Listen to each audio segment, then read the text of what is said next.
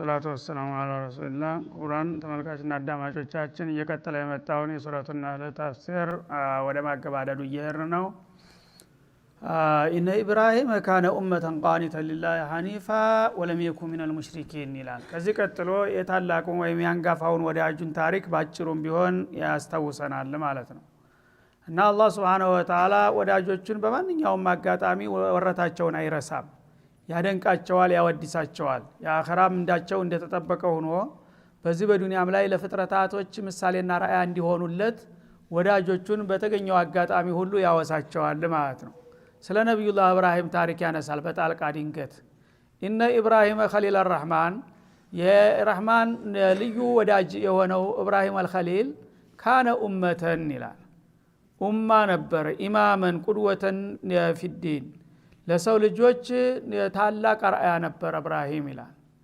እንግዲህ በአላህ ደረጃ በዚህ መልክ የሚያደንቀው ሰው ምን ያህል ሰው መሆኑን ያመለክታል ማለት ነው።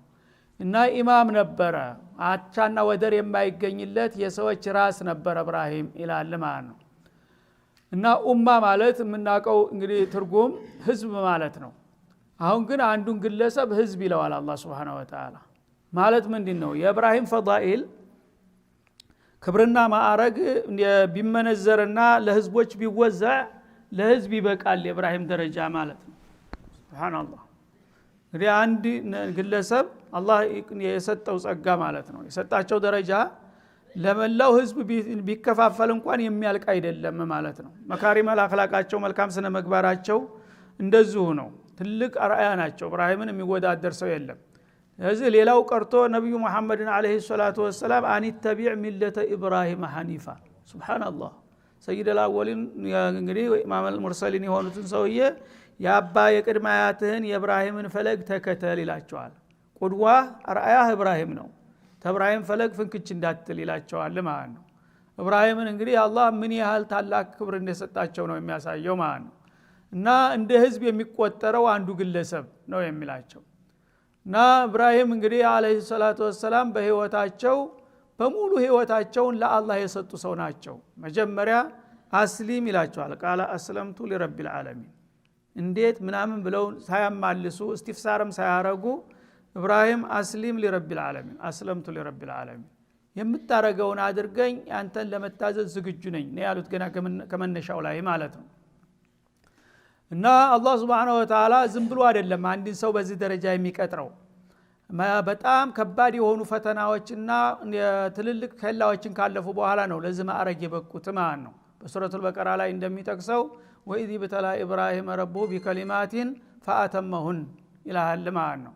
እና ኢብራሂም በዘፈቀድ አይደለም በነሲብ አይደለም ደረጃውን ያገኘው። በጣም ጋራ ተራራ የማይችለው ፈተና ተወጥቶ ከዛ በኋላ ነው ጃኢዛ የተሰጠው ይላል ሹመቱ የተሰጠው። እና ያንን እንግዲህ በማድረጋቸው አላህ ሁሉ ጊዜ ያወድሳቸዋልና ያደንቃቸዋል ማለት ነው። ካነ ኡመተን፣ እሱ የሰው ልጆች ጭንቅላት ነው፣ ሁሉን ነገር የሚያጥፍ ነው፣ እሱን ሊወዳደር የሚችል እንደሌለ ነው ማለት ነው። ቃኒተን ሊላህ ኻዲአን ሙጢዓን ሊላህ፣ ለአላህ ተገዥ ታዛዥ ነው። ሌት ተቀን ሁሉ ጊዜ ሰለቸኝ ደከመኝ አይልም። ልክ በዒባዳ ኢብራሂም እንደ የመላእክት ባህሪ ያላቸው መላእክት ሰለቸኝ ደከመኝ አይልም። እድሜ ልኩን ቆሞ የሚውል መላእክት ነው ማለት ነው። እሱም እንደዚህ ሆኖ ኢብራሂም በምንም አይነት ዒባዳ የመሰልቸት የመድከም አይታይበትም ማለት ነው። ሐኒፈን፣ ከተለያዩ ደግሞ የተሳሳቱ አመለካከቶችና እምነቶች የራቀ ነው ማለት ነው። በአላህ ፍቃድ ላይ ያተኮረና ያነጣጠረ ነው። ሐኒፍ ማለት ከተለያዩ ስተቶች ርቆ ቀጥተኛዋን የአላህን መስመር ነክሶ የያዘ ነው ማለት ነው። ወለም የኩን ሚነል ሙሽሪኪን፣ እና እሱ ከሙሽሪኮቹ አይደለም ጭራሽ ይላል ማለት ነው። ይህ አነጋገር በጣም አደገኛ ነው ማለት ነው። ሌላውስ ትንሽ ነጥብ እንኳን ቢሆን ከተፈለገ አይጠፋም ማለትን ይጠቁማል ማለት ነው። ሽርክ ደረጃ አለው። ሽርከል አክበር እንኳን ባይኖር ሽርከል አስገር ወይም ሽርከል ኸፊ ሊገኝበት ይችላል። ሌላ ትልቅ ሰው የተባለው ቢገመገም ማለት ነው። ኢብራሂም ላይ ግን እንዲህ አይነት ነገር አይኖርም ማለት። ኢብራሂምን ብቻ ተብሪ አደረገ አላህ Subhanahu Wa Ta'ala። ዘረተ ሽርክ ኢብራሂም ጋር አትገኝም ማለት ነው። ወጅኑብኒ ወበንየ አንዐቡደል አስናም ይሉ ነበር። አዱወል አስናም ናቸው። መጀመሪያ ያ ሁሉ ከባድ ፈተና የመጣባቸው ጣዖቶች ጋራ ባላቸው አተካራ ነው። ጣዖቶችን ፈላልጠው ጥለው ራሳቸው ከነ ህይወታቸው እሳት የተጨመሩ ሰው ናቸው ማለት ነው። በጣዖት ላይ ያላቸው አደገኛ አቋም። ስለዚህ እንግዲህ እሱ ከሙሽሪኮች አይደለም አለ አንድ። ሁለተኛ ኢብራሂም አላህ ከሰጣቸው ክብርና ማዕረግ የህዝብ ተወዳጅነት ሰጥቷቸዋል። በአለም ላይ በተለይ ሃይማኖት አለኝ የሚል ህዝብ ማንም ህዝብ ኢብራሂም የማያደንቅና የማያወድስ አርአያ ነው የማይል አይገኝም። ይሁዶች በዋናነት ይሰለፋሉ በዚህ ጉዳይ ማለት ነው። እና ሸዕቡላህ አልሙኽታር የሚሉት ምንጫቸው ኢብራሂም ብለው ነው የሚነሱት። የኢብራሂም ዘር የወዳጁ ዘሮች ነን የሚሉት ማለት ነው። نحن ابناء الله واحباؤه የሚሉትም ለዛው ነው የኢብራሂም ልጆች ስለሆኑ ማለት ነው። ነሷራዎችም የዛው ተከትላ ናቸው። ክርስቲያኖች ነን ያው ኢየሱስ ተከታይ ነን። ኢየሱስ ደግሞ ዘር ሐረጉ ዘው ኢብራሂም ውስጥ ነው የሚገባው መልሶ ማለት ነው። ስለዚህ እኛ የኢብራሂም ዘሮች ነን ይላሉ። ከዚህ ተነስተው ምን ይላሉ? ይሁዲያን ኢብራሂም እንደመሰረተው እንግዲህ ያለ ስማቸው ሌላ ታሪክ ይለጥፉባቸዋል። እሳቸው ሐነፊ ናቸው። ይሁዲያና ሐነፊያ የተቃራኒ ነገሮች ናቸው ማለት ነው። እና ኢብራሂም የኛ አባት ነው ቅድመ አያታችን ነው የሚሉት ሃይማኖታቸውን ህጋዊነት መልክ ሊሰጡ ውበት ሊጨምሩለት ነው። የኢብራሂምማ ከሆነ መሰረታቸው እናንተንም ያህል የለም ሊባሉ ማለት ነው። ስለዚህ ይሁዲያ አይደለም ማካነ ኢብራሂሙ ይሁዲየን ይላል። ነስራንያዎችም ተመውሊድና ተማክበራቸው የተነሳ ኢብራሂም የኛ ሰው ነው የኛ ሃይማኖት መስራች እሱ ነው ይላሉ ማለት ነው። ወላ ነስራንይም አይደለም። እንግዲያሳ ሐኒፈ ሙስሊመን አለ ቀጥተኛ ሙስሊም ነበረ። ወማ ካነ ሚነል ሙሽሪኪን አለ ሙሽሪኩል አረብም ባቅማቸው እነሱም ኢብራሂምን ከማክበርና ከማድነቃቸው የተነሳ የኛ ታሪክ ኢብራሂም ጋር ነው የሚያገናኘን ይላሉ ማለት ነው። እና ጣዖት እንግዲህ ካዕባን የመሰረቱት እሳቸው ናቸው። ካዕባን እንግዲህ የሰሩ እሳቸው ስለሆኑ በካዕባ ዙሪያ 360 ጣዖት ደርድረው ነበር ሙሽሪኩል አረብ። ያ ጣዖት ራስ ከሳቸው እንደመጣ አድርገው ህጋዊ ሊያረጉት ይፈልጋሉ ማለት ነው። ኢብራሂም ነው የመሰረተው ካዕባ የኢብራሂም አይደለም እንዴ? ስለዚህ ከካዕባ ጋር የተያያዘ ነገር ሁሉ ከኢብራሂም የመጣ ነው ይሉሃል ማለት ነው። ያችን እንግዲህ የጉዲፍ ለማስወገድ አላህ ወማ ካነ ሚነል ሙሽሪኪን ለማያቅ ንገረው አላህ Subhanahu Wa Ta'ala። እና እሱ ኢብራሂም የጣዖታውያን ጋራ ምንም አላቃ የለውም። ጣዖት የሚባል ነገር እሱ ድምጹንም ሊሰማ አይፈልግም። ተሙሽሪኮች አይደለም። እናንተ ሙሽሪኮች ሆናችሁ እንደገና ደግሞ የኢብራሂም ዘሮች ነን ስትሉ አጣፍሩም እንዴ? ኢብራሂምና ሽርክ ምን አገናኘው ብሎ እነሱን እንትን ለማለት ነው ይሄን አይነት አነጋገር የተጠቀመው። እና ያኛው አያት ይሁዲይም አይደለም ነስራንይም አይደለም ሙሽሪኩም አይደለም። እንግዲህ አራት ቡድኖች እሳቸውን ይጓተቷቸዋል ማለት ነው። የኔ ነው እያሉ ይሁዳ የኔ ነው ይላል፣ ክርስቲያን የኔ ነው ይላል፣ ሙስሊሞች የኔ ነው ይላሉ፣ ሙሽሪኮችም የኔ ነው ይላሉ።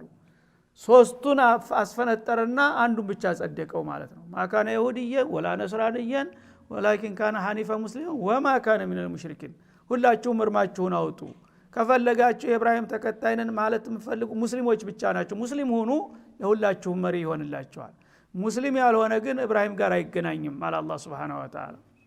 እና ወማ ካነ ሚነል ሙሽሪኪን ኢብራሂም ተሙሽሪኮች አይደለም። ምክንያቱም ወደድን ብለው ያለ ስሙ ስም ሊለጥፉበት ነውና የሚሞክሩት ኢብራሂም ሙሽሪክ አይደለምና ሽርክ ያለብህ ቡድን በተለይ ኢብራሂምን ወዳጅን አትፋል አትቀባ ጥቁር ቀለም ኢብራሂም ጋር ምንም የሚያገናኝ ነገር የለም አዲበ ተቀመጣለው ማለት ነው። ሻኪረ ሊአንዑሚ ኢብራሂም ደግሞ ጌታው የሰጠውን ጸጋ እጅግ አመስጋኝ ነበረ። እና ትንሽ ነገር እንኳን ካደረኩለት ለዛች ነገር ሁሉ ጊዜ ሰለቸኝ እንኳን የደከመኝ ሳይል አይረሳትም። ሁሉ ጊዜ ያመሰግን ነበረ። ጌታ የሚወደው የሚያመሰግነው ነው ሁሉ ጊዜ ማለት ነው። እጅተባሁ ስለዚህ እንግዲህ እሱ እንከን የሌለው በጣም የተጣራ ሰው በመሆኑ ጌታው መረጠው ለትልቅ ማዕረግ። የሰው ልጆች ሁሉ ቁንጮ ሁን ሁሉም እንደ ባንተ አርአያነት ይመራ ብሎ የመረጠው ለዚህ ነው ማለት ነው። ወሃዳሁ ኢላ ሲራጥ ሙስተቂም እና ቀጥተኛዋን ማትዛባዋን የመዳኛ መስመርም መራው። ስለዚህ መዳን ከፈለገ ኢብራሂምን ያልሆነ ታሪክ እሱ ላይ መለጠፍ ሳይሆን የጣልከውን ቅራቅም ቦህን ጣልና በኢብራሂም መስመር ዝም ብለህ ግባ። የዛ ጊዜ ኢብራሂም መሪ ይሆንልሃል። ግን አንተስ ተክስማንከስ የኢብራሂም ወገን ነኝ የምትል ከሆነ ያንተን ወረርሽኝ ይዘህ ወደ ኢብራሂም ልትገባ ነው ማለት ነው። ይሄን አልቀበልም ይላል አላህ Subhanahu Wa Ta'ala። እና ቀጥተኛው መንገድ ነው እሱን የመራሁት። ኢብራሂምን ጋር ለመወገን የፈለገ ሰው ሌላውን ሁሉ ነገር እርግፍ አድርጎ ጥሎ በኢብራሂም መስመር ከመጣ አዎን እቀበላለሁ፣ ካልሆነ ግን ይሄ ተቀባይነት አይኖረውም ይላል። ወአተይናሁ ፊ ዱንያ ሐሰና ኢብራሂም እንግዲህ ልዩ ታላቅ ወዳጅ ከመሆኑ የተነሳ በዚህ በምድራዊ ህይወት እያለ መልካም እድልን ሁሉ ሰጥቼዋለሁ ይላል። ሐሰና ነኪራ ናት እዚህ ላይ እና ወሰን መጠን የሌለው መልካም እድልን ሰጥቼዋለሁ ይላል ማለት ነው። ነስረ ፊዲን ሰጥቷቸዋል። መጀመሪያ አካባቢ ብዙ ፈተና ደርሶባቸው ነበር። ከነ ህይወታቸው ሳስተመማገር ደርሰው ነበር። ከዛ በኋላ ግን ወደ ፈለስጢን መጡና ከኢራቅ ፈለስጢን ትልቅ ነስር አገኙ። ብዙ አማኞች አፈሩ። እንደገና በዱንያ ደግሞ በጣም የተንበሻበሸ ጥሩ ኑሮ አገኙ። ከዛ ብዙ ልጆች ተወለዱላቸው በስተርጅና እንደገና ማለት ነው። ከዛ በኋላ አላህ Subhanahu Wa Ta'ala በሰጣቸው እድል በአለም ህዝብ ላይ ተከባሪነትን ተወዳጅነትን አላህ ሰጣቸው ማለት ነው። ይሄን አይነት እንግዲህ ድርብርብ የሆነ ማዕረግ ሰተነዋል ይላል። ወኢነሁ ፊል አኺራ እና ወረታውን በዱንያ ከፍለው ይጨርሻለሁ ሂሳብ ዘግቻለሁ እንዳይመስላችሁ ይላል። እሱ በዛችኛዋ በዘላለሟ በቋሚቱ ሀገር ደግሞ ይላል ለሚነ ሷሊሒን ለሚነል ካሚሊነ ፊ ሶላህ አሊ ላ ዩጃራ ማንም ሊወዳደረውና ሊቀድመው የማይችል ሙሉ ፍጹም ከሚባሉት ባለሟሎች አንዱ ነው ይላል ማለት ነው። ይሄ ነውና ኢብራሂም ማለት ኢብራሂምን የፈለገ ሰው በሱ መስመር ይግባ። እሱ ካለፈ በኋላ በቀጥታ እሱን የሚተካው ነብዩ መሐመድ ናቸው አለይሂ ሰላቱ ወሰለም ማለት ነው። እና አውለ الناس بإبراهيم للذين اتبعوه وهذا النبي ይላል። ሱብሃንአላህ ማዕረጎች እንዴት እንደሚለያዩ ሚአቱል አንቢያ አለ በመሐከላቸው በመሐመድና በኢብራሂም መካከል በመቶ የሚቆጠር ነብይ ነው ያለው። ግን በደረጃ ሲመዘኑ ሁለቱ ናቸው የሚተያዩት። መሐከል ያለው እንግዲህ በጣም ትልልቆች አሉ እኮ እነ ሙሳ ኢብኑ ኢምራን እነ ሃሩን አሉ እነ ዘከርያ አሉ እነ ሱለይማን አሉ እነዛ እነ ዩሱፍ አሉ። ያ ሁሉ እንደሌላ አደረገው ማለት ነው። እና አውለናሲ በኢብራሂም ለለዚነ ተበዑ ኢብራሂም ወገነኝ ብሎ ደፍሮ ሊናገር የሚገባው በጊዜው እሱ ጋራ የነበሩ ሱሐቦቹ ሲዲቆቹ አሁን እነሱ የሱ ተከታይ ነን ቢሉ ያምርባቸዋል አለ እውቅና ሰጣቸው ማለት ነው። ከዛ በኋላሳ ነጥሮ ባንድ ጊዜ የት ይመጣል? وهذا النبي ይሄ መጨረሻው ነብይ ነው ኢብራሂምን የሚተካው። እኔ ኢብራሂምን መስመር በትክክል ወርሻለሁ ብሎ ሊናገር የሚደፍረው ሙሐመድ ኢብኑ አብዱላህ እና ወኡመቱሁ ብቻ ናቸው ይላል ማለት ነው። እና ይሄ ትልቅ ክብር ነው ለኛ እንግዲህ ማለት ነው። የኛ ነብይ እንግዲህ ከኢብራሂም ጋራ የሚወዳደሩ እሳቸው ብቻ ናቸው። ስለዚህ በሐዲስ ሸፋዓ እሽፋዕ ለና ብላ በሚጠይቋቸው ጊዜ ኢብራሂም አንተ ኸሊሉር ረህማን አሏቸው ያግባባቸው። የአላህ ልዩ ወዳጅ ነህ እኮ አንተ ብትሄድ አያሳፍርህም በሚሏቸው ጊዜ ኢነማ ኩንቱ ኸሊላን ወራአ አሉ في صحيح البخاري እና ኸሊል እያላችሁ አትደልሉኝ አታታሉኝ ደረጃን ያውቃለሁኝ አሉ።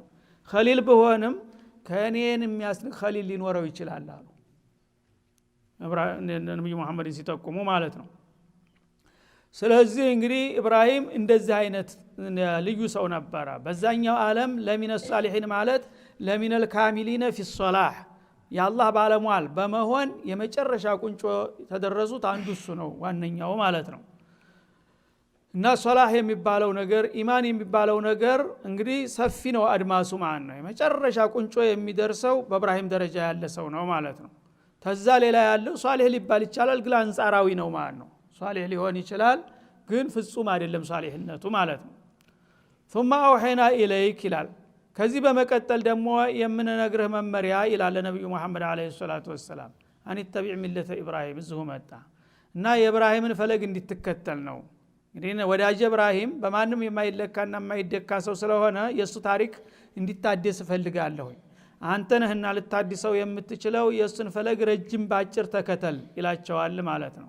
ሐኒፈን ወደ ግራ ወደ ቀኝ ሳታጋድል ቀጥ ብለህ በሱ መስመር ቀጥል ይላቸዋል ማለት ነው። ወማ ካነ ሚነል ሙሽሪኪን እሱ ካጋሪዎቹ አልነበረም። አደገኛ አነጋገር እንደገና ደገማት ማለት ነው። ካጋሪዎቹ አልነበረም። አጋሪዎቹ እንኳን ሰው ሆነው ኢብራሂም የኛ መሪና አርአያ ነው እያሉ ታሪኩን እያደበሱ ነውና ያሉት ከነሱ አለመሆኑን አንተ ልትገልጥና ልታጋልጠው ይገባል ይላቸዋል ማለት ነው።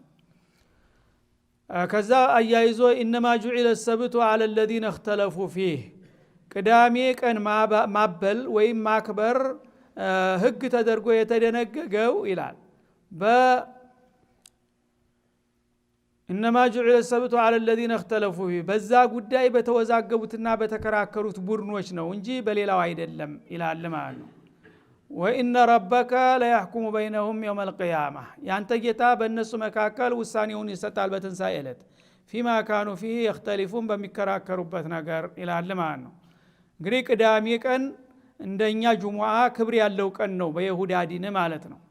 እና በይሁዳ ዲን ቅዳሜ ቀን ማንም ሰው የዲኑያ ስራ አይሰራም ማለት ነው ተወትሮ ጀምሮ። እና ከኛ የበለጠ ነው ክብሩ እንዳውም በእነሱ አያያዝ ማለት ነው። እኛ اذا نودي للصلاه من يوم الجمعه فاسعوا الى ذكر الله ነው የሚለው። አዛን ሳኒ ከወጣ በኋላ ወደ ዱንያ ስራ እጅህን እንዳትልቅ ቀጥታ ወደ መስጂድ ማምራት አለብህ ነው የሚለው።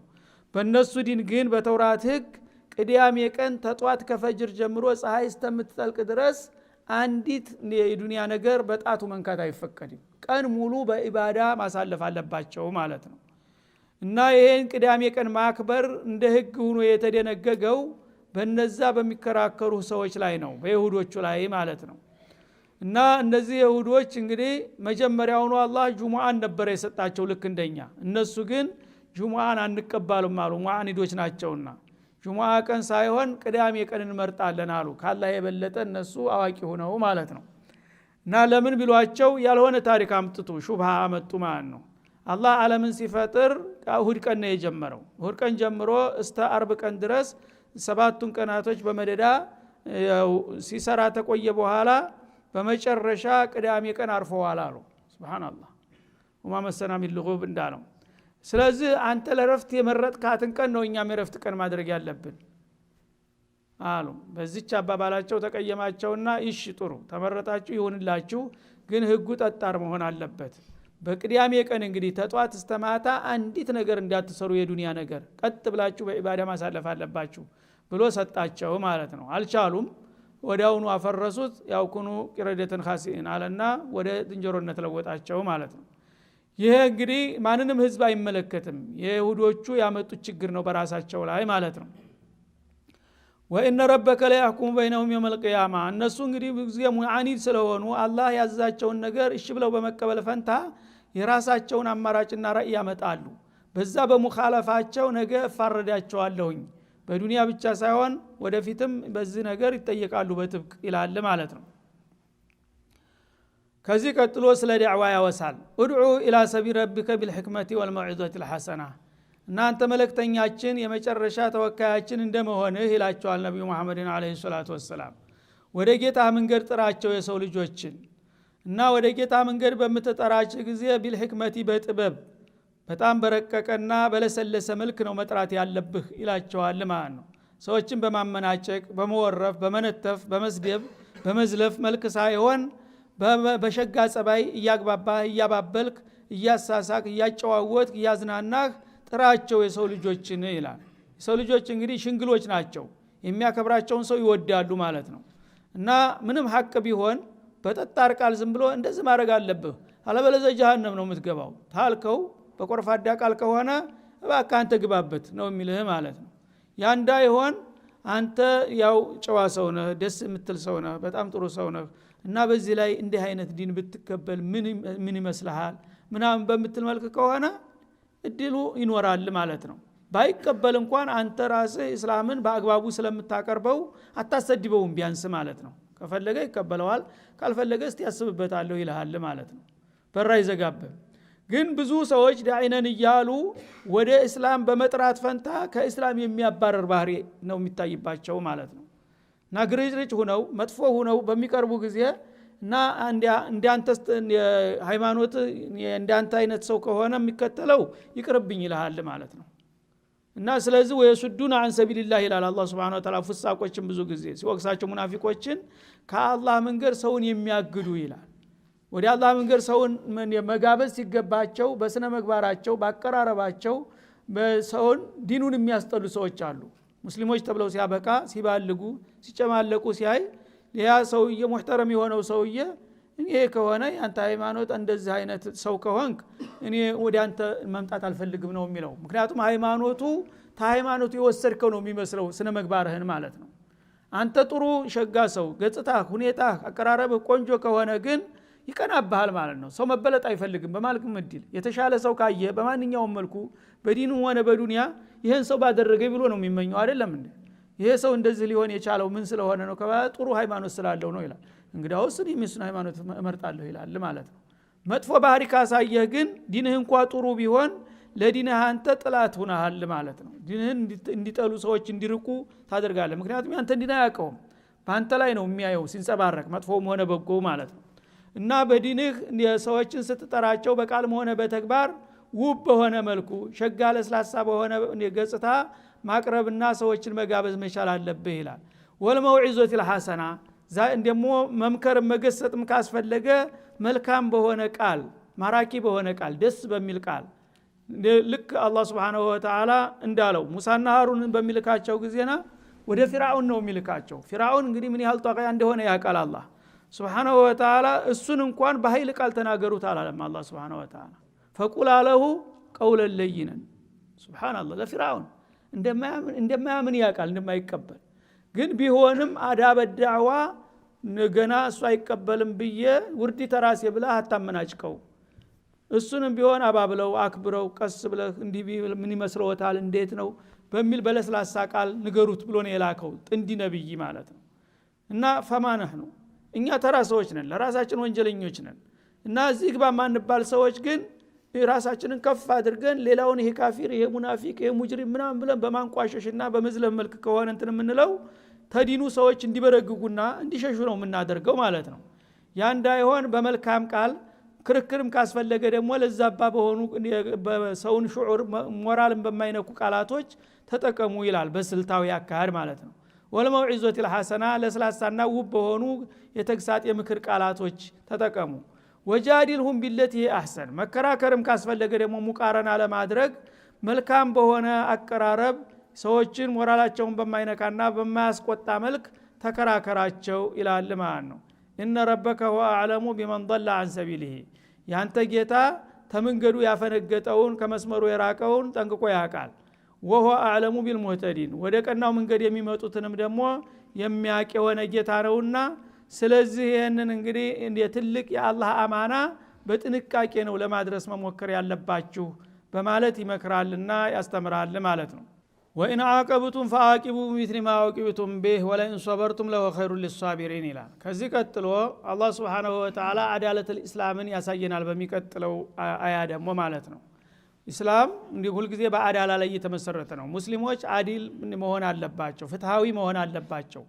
አርላዊ አመለካከት ያለው ሰው ሙስሊም ኢስላምን ሊወክል አይችልም ማለትን ለማስተማር መቅጣት በምትፈልጉ ጊዜ ጥላቶቻችሁ ቀደም ሲል ጥቃትና ጉዳት አድርሰውባችሁ ልትበቀሏቸውና ልትቀጧቸው በምትፈልጉ ጊዜ ይላል ፈአቂቡ ቢሚስሊ ማ አቂብቱም ቀደም ሲል በተፈጸመባችሁ በደል መጠን ቅጧቸው መቅጣት ካስፈለገ እንጂ ከዛ ነጥብ እንዲያጨምሩ ይላል አላህ Subhanahu Wa Ta'ala። ለጥላት እንኳን ለካፊር ቢሆንም ማለት ነው።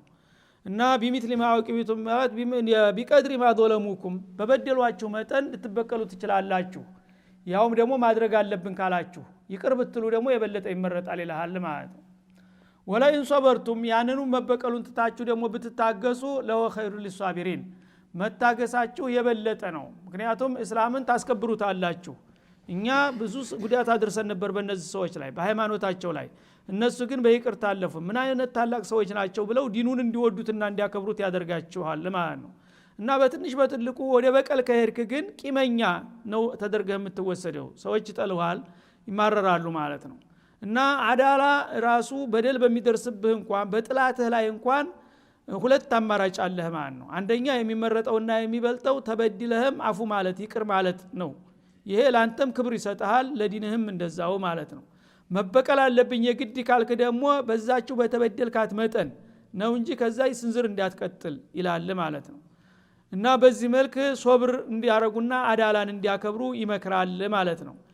ይህ አያት የመጣበት ሰበብ አለው። ተኡሁድ ዘመቻ በኋላ ነብዩ አለይሂ ሰላቱ ወሰለም የተገደሉትን ሱሐቦች በሚፈቅዱበት ጊዜ በማዕረካው ላይ 70 የሚሆኑ የእስላም ስመጥር የሆኑ እንቆ ልጆቿ ወድቀው ተገኙ በማዕረካው ላይ ማለት ነው።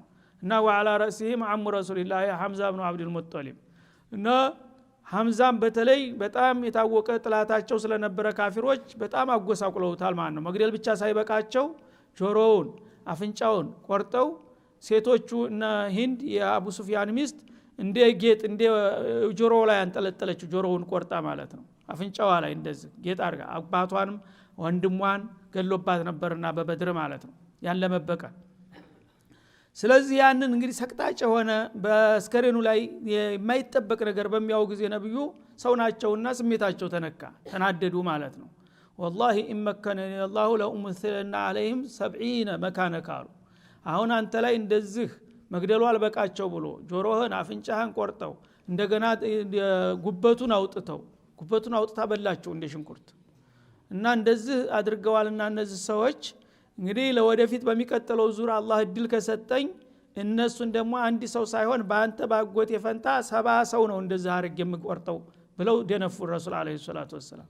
ማን አላህ አለ ረሱል አላህ Subhanahu Wa Ta'ala ተመልከተ አዳለተል እስላም ለነዛ እንኳን አንድ ሰው ነው እንደዚህ ያደረጉት። እነሱ ያው ስሜታቸውን ለመወጣት ቀንደኛ ጥላታቸው ስለነበረ ብዙ ጀግናዎቻቸውን ስለጨረሰባቸው እሱን ያው ቆራረጡ። መቆረጥ ካስፈለገ አንድ ሰው ትቆርጣለህ፣ የቆረጡበት አንድ ሰው ነው ለምን 70 ሰው ይላቸዋል። ለምን አዳላ የአዳላ ቁንጮ ነህ አንተ። አንድ ሰው ስለተቆረጠበት 70 ሰው ከቆረጥክ ምኑ ላይ ነው አዳላ የምታስተምረው ይላቸዋል ማለት ነው። ወስቢር ወማ ሶብሩከ እና ነገሩ ከባድ ነው ባጎተ ላይ ይሄ መፈጸሙ እርግጥም ሶብር ሊያሳጣ ይችላል፣ ግን መታገስ እኮ ይተበቅብሃል አላቸው ማለት ነው። ታገስ፣ ተትግስት መስመር እንዳታፈነግጥ። ወማ ሶብሩከ ኢላ ቢላህ ትግስት እንዲህ አይነቱን ከባድና ሰቅጣጭ መከራ ደግሞ በሚያጋጥምህ ጊዜ ልትቋቋመው የምትችለው ጌታ ከረዳ ነው። እኔ ረዳሃለሁኝና ነገሩ የሚቻል አይደለም ከባድ ነው፣ ግን እኔ መጽኖውን እሰጥሃለሁኝ ታገስ ቻለው አላቸው ማለት ነው። ወላ ተህዘን አለይሂም ጥላቶች ደግሞ የፈለገውን ነገር ቢያደርሱ አትዘንላቸው። በሚደርስባቸው ነገር የገዛ የሥራ ውጤታቸውን ነውና የሚያገኙት በራሳቸው ይዘኑ ካሁን በኋላ ማለቱ ነው። ወይም ወላ ተህዘን አለይሂም ማለት እንደዛሬው ደግሞ እድል ደጋግመው ያገኛሉ ብለህም አታስብ፣ አትዝና። እነዚህ ሰዎች እንደዚህ ነገም ተነገም ወደ አንድ ሊያረጉን ነው ማለት ነው ብለህ እንዳታስብ። በአጋጣሚ ነው ዛሬ በለስ የቀናቸው እንጂ ደግሞ የዚህ አይነት እድል አያገኙም። እነሱ የናንተ ነው ዳኢራ የሚሆንላችሁ ይላቸዋል ማለት ነው። ወላ ተኩ ፊ ضيق مما يمكرون አንተንና አላማህን ደግሞ ለማጥፋት እነሱ ለየተቀን እየደለቱ ነው ያሉት፣ እየተመሳጠሩ ነው ያሉት። የፈለገውን ብላንና ቅድ ቢያወጡ ቢተበትቡ በአንተ ላይ ምንም ዲል አያገኙም። አትፍራ ይዞሃላቸው ማለት ነው። በዛ አጋጣሚ እንግዲህ ነስሩ ወደፊት የነሱ መሆኑን አበሰራቸው ማለት ነው። ወላ ተኩ ፊ ضيق مما يمكرون ጥላቶች ባለ በለላ ኃይላቸው በእውቀታቸው በጉልበታቸው ሁሉም ነገር እናንተን ለማጥፋት ወደ ኋላ አይሉም። እየተጣጣሩ እየተፍጨረጨሩ ነው። የፈለገውን ያህል ይፍጨርጨሩ አይሳካላቸውም። በመጡበት ቢመጡ አይቀናቸውም። አትጨነቅ አይዞህ አላቸው ማለት ነው። እና እነሱ ከሚያሰሩትና ከሚደሉት ነገር አትስብ፣ አትጨነቅ፣ ልብህ አይጣበብ፣ አይዞህን ያለው ኢነላህ መዐ الذين اتقوا አላህ Subhanahu Wa Ta'ala እሱን በሚፈሩና በፍቃዱ በሚመሩት ወገኖች ጋር ነው ያለው። እኔ ከናንተ ጋር ነኝ ማለቱ ነው። ወለዚነ ሁም ሙሕሲኑን እንደገና ደግሞ ኢማናቸውን የሚያጠነክሩና ስራቸውን የሚያሳምሩ ከሆኑት ባሮቹ ጋር ነውና የሚቆመው አላህ። እነሱ በአጋጣሚ እንኳን ዛሬ ትንሽ እድል ቢያገኙም ወደፊት ግን በተደጋጋሚ የዚህ አይነት ጉዳትና ጥቃት ያደርሱብናል ብላችሁ አትጨነቁ፣ አትፍሩ። በደረሰው መከራ ደግሞ አትበሳጩ። ለዓላማቸው ነው መስዋዕት የከፈቱትና ሐምዛ ዋጋቸውን በእኔ ዘንድ ወረታቸውን አግኝተዋል። ለነሱ ብላችሁ ደግሞ የማይገባ ተአዳላ ውጭ የሆነ እርምጃ እንወስዳለን ማለትም የለባችሁ በማለት አስጠነቀቀ ማለት ነው። ስለዚህ እንግዲህ አላህ Subhanahu Wa Ta'ala ሁሉ ነገር በሚዛን እንዲመራ ነው የሚፈልገው፣ ስሜታዊ መሆን የለም ማለት ነው። ምንም አንተ ምርጥ የሆነ ጀግና ቢገደል ቢጎሳቆልብህ እንደሄን ያደረጉትን ጥላቶች ሁሉ ተምድርገጥ በሙሉ ማጥፋት አለብኝ ማለት የለብህም። ሁሉ ነገር ወሰንና መጠን አለው ማለት ነው። በዛ መጠን አላህ በሰጠ መመሪያ ተተጠቀምክ አላህ ነስሩን ይሰጣል፣ ምንም ችግር የለም በማለት አረጋጋቸው ማለት ነው። እንዳለውም በሚቀጥሉ ዙሮች እንደገና ተደጋጋፊና ተደራራቢ ድሎችን እያቀዳጃቸው መጣ። በመጨረሻ መካንም ሊማርኩ ቻሉ ማለት ነው። ስለዚህ እንግዲህ አላህን የፈራ ሁሉ ጊዜም ውጤት አያጣም في الدنيا والآخرة። ከአላህ ፍቃድ ከሄድክ ግን ለጊዜው እንኳን የተወሰነ ጥቅም ብታገኝ እንደገና ወዳደቅህ ይከፋል ማለት ነው። ያ እንዳይሆን በሶብሩም ሆነ በአዳላውም ሆነ በማንኛውም መልኩ ሁሉ ጊዜ ከእስላም መስመር እንዳፈነግጡ ነው የሚጠብቃቸውና የሚንከባከባቸው ማለት ነው። እኛም እንግዲህ የነሱ ተከትላና ተከታይነን ካል መመሪያችን ይሄ መሆን አለበት ማለት ነው እንጂ ዝም ብሎ በስም ብቻ ላይ ኢላላህ እየተባለ የተወሰኑ ነገሮች እየተባለ በንጥብ በሚመጣ ጊዜ ፈታኝ የሆኑ ነገሮች በሚመጡ ጊዜ በዘፈቀር ዝም ብለን የምንሄድ በስሜት የምንሄድ ከሆን እስላም ልንሆን አንችልም ማለት ነው። እንግዲህ ነብዩ እንኳን በዛ ደረጃ ላይ ሆነው አላህ ያርማቸዋል ማለት ነው። ተመስመሩ ትንሽ ሊያጋድሉ ሲቃጣቸው ወዴት እዚህ ላይ ተቆማለህ ይላቸዋል። እና እኛ ምንድነን እሺ እንግዲህ በሳቸው ደረጃ እንደዚህ የሚታረሙ ከሆኑ በየጊዜው እኛ ደግሞ ከዛ የበለጠ ጥንቃቄ የሚያስፈልገን መሆኑን ያሳያል ማለት ነው። هذا وصلى الله وسلم على النبي وآله وصحبه وإلى لقاء آخر الله سبحانه وتعالى يسمعنون بسر على لمعلنا لمتكم يمكان إيال يزاروا درساتنا زي يتكاللال